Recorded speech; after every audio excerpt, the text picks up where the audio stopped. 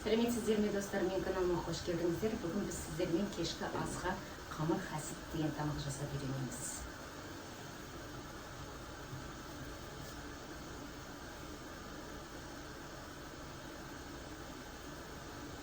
Мынандай подливкасымен беріледі.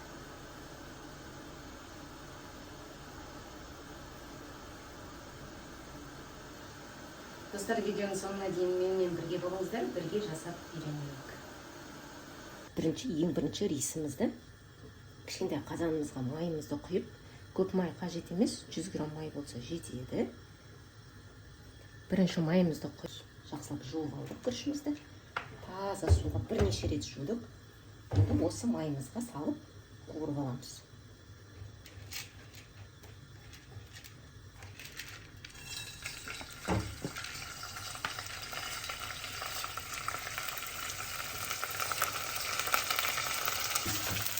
Жақсылап қуырып араластырып алған соң үстіне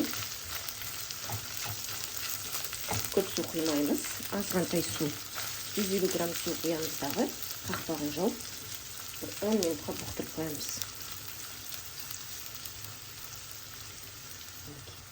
150 грамм бір кесе суымыз, 150 грамм дағы.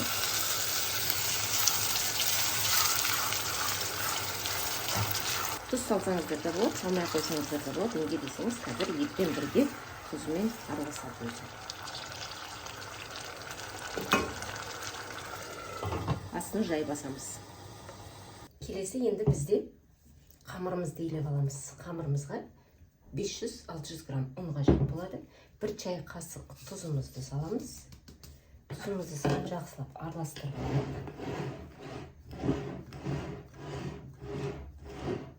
Араласып кетсін ішінде.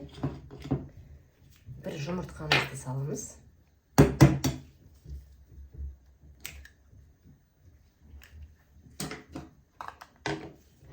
Және жылы су. 200 граммдай жылы су. Жетпей баратса үстіне тағы қосып илейсіздер болады. Піссін деп. Мінекей достар, қамырымызды жақсылап иледік. Енді қамырымызға 2 ас қасық сұйық май құйып,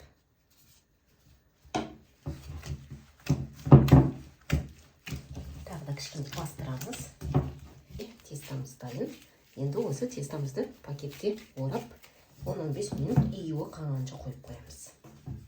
Мінекей достар, енді бізге сиыр етінен 1,5 килограммдай ет болса болады. Және 3-4 дана жуа қажет болады. Осыны енді майда көбектеп, яғни 4 бұрыштап тура аламыз, майдалап. Мінекей достар, етімізді, жуамызды жақсылап майдалап тура алдық. Енді осының үстіне жаңағы қуырған күрішіміз бар ғой, соны саламыз. Қатты пісірмейсіздер, кішкене ғана 10 минутқа бұқтырып қойдық күрішті. Енді осының үстіне тұзымызды саламыз.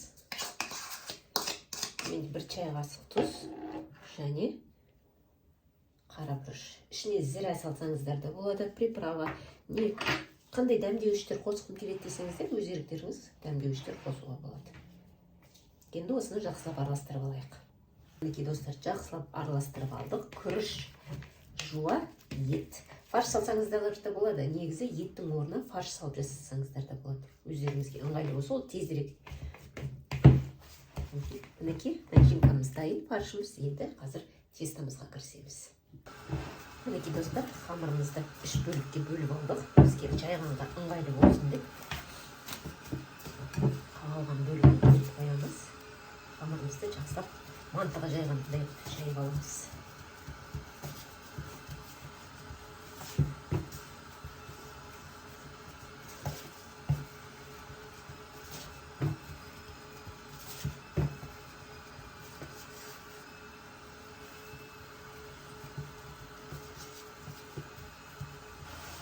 Мінекей достар, қамырымызды жақсылап жұқа етіп жайып алдық.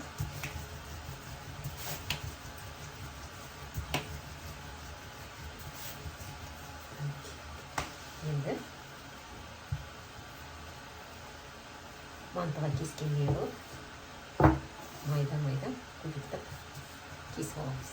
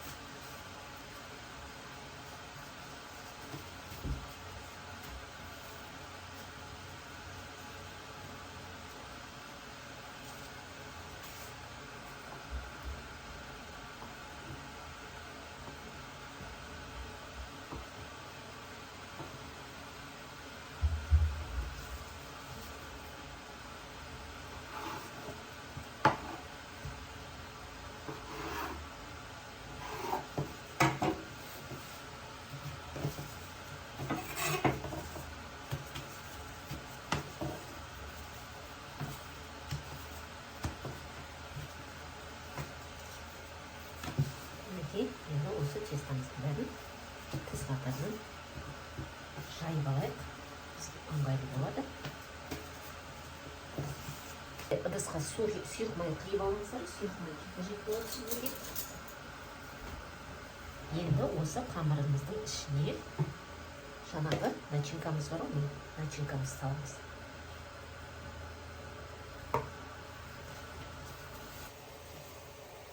Начинканың екі жағын қайырып,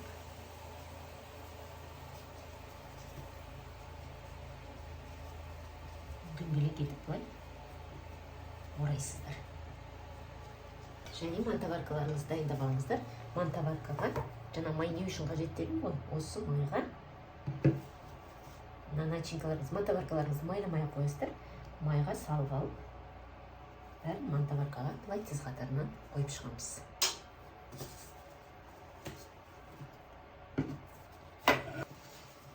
Сіздерге қалай ыңғайлы солай.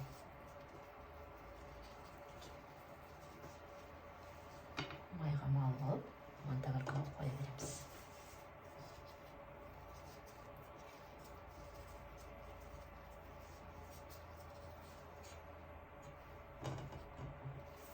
Мінекей достар, осылай бәрін мантаваркаға қойып шығасыздар. Мінекей достар, барлық қамырымызды түйіп мантаваркамызға салып алдық. Енді осыны 35-40 минутта буға пісіріп аламыз. Ал достар, енді бізге азғандай подливка жасауымыз керек. Подливкаға бізге қажет болады. Бір жуа майымызды құйып алдық. Енді осының үстіне жуамызды, майдалап туралған жуамыз салып қуырамыз.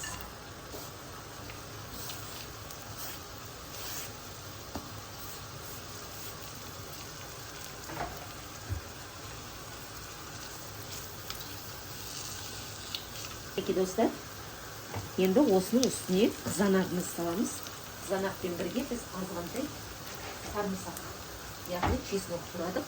Соны саламыздар. Қызанақтың қабығын ашып тастаңыздар.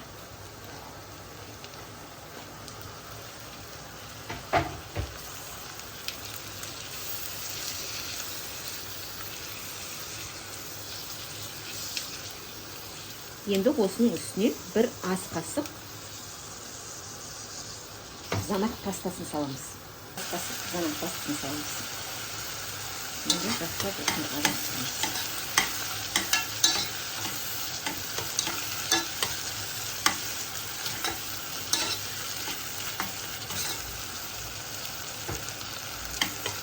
Үстіне қара бұрыш, тұз және дәмдеуіштердің барлығын салсаңыздар болады. Өздеріңізге қандай ыңғайлы, қандай салғым келеді десеңіздер, сондай дәмдеуіштерден салсаңыздар болады. Және үстіне қуырылған соң 200 грамм су қоямыз.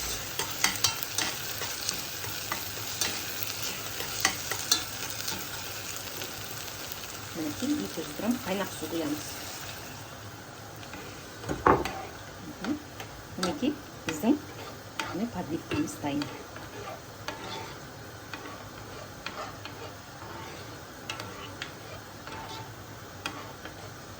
Үстіне тұз, қара бұрыш, дәмдеуіштер қосам десеңіздер өз еріктеріңіз. Ал достар, ондай болса кешкі асымыздың дәмін көрейік, қалай болғанын.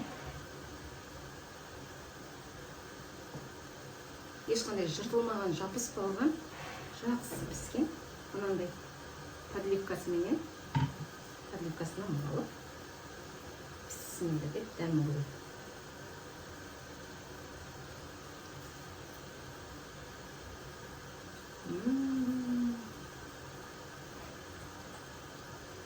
Достар, енді сөзім жоқ, өте керемет дәмді болған. Жасап көріңіздер. Пікірлеріңіз болса, пікірлеріңізді қалдырыңыздар. Лайктарыңызды басып, маған тіркелуді ұмытпаңыздар. Ал мен сіздермен қоштаспаймын. Келесі көріскенше сау саламатта болыңыздар.